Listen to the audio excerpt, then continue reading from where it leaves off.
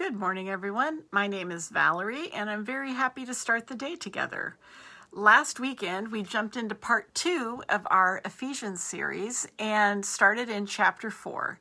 And Ephesians 4:1 says, "Therefore, I urge you to live a life worthy of the calling that you have received." And as Pastor Kyle said, when you see that word therefore, you want to go back and look back and check the context of what's going on. Paul isn't just saying, shape up and live right, everybody. He's saying, because you know all those things from chapters 1 through 3, you're loved, you're blessed, you're chosen, live like it. So before we jump into the details of that, Paul is going to tell us about that, but I want to go back one more time to the very end of chapter 3, that hymn of praise for God's love. I pray that out of his glorious riches, God will strengthen you with power through his Spirit in your inner being, so that Christ may dwell in your hearts through faith. And here we go. And I pray that you, being rooted and established in love, may have power together with all God's holy people to grasp how wide and long and high and deep is the love of God, and to know this love that surpasses knowledge, and to be filled with the measure of the fullness of God. Think about all the songs that God's love has inspired.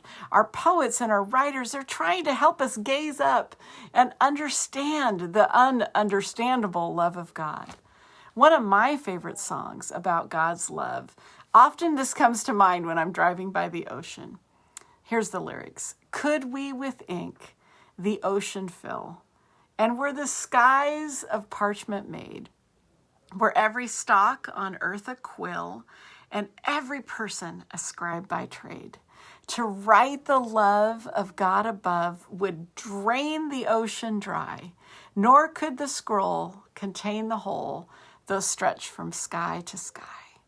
That's the love of God, that long and wide and deep and high love of God that reminds you you are chosen, you are blessed. This is our foundation for living today. What's ahead of you today? How can you live like a truly loved, blessed, chosen child of God today? Are you worried about something? How can the long and wide and deep and high love of God calm that worry today? Are you beaten down by busyness? How can the long and wide and deep and high love of God set your pace today? Living a life worthy of our calling, it can seem daunting, especially for folks like us who are maybe perfectionists or like a to-do list. It can seem like something we should try to check off each day. But you know what? It's not that. It's simply our response to God's amazing love.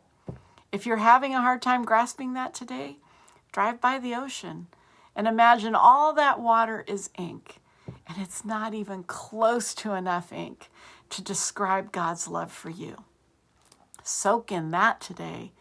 Live in that love today.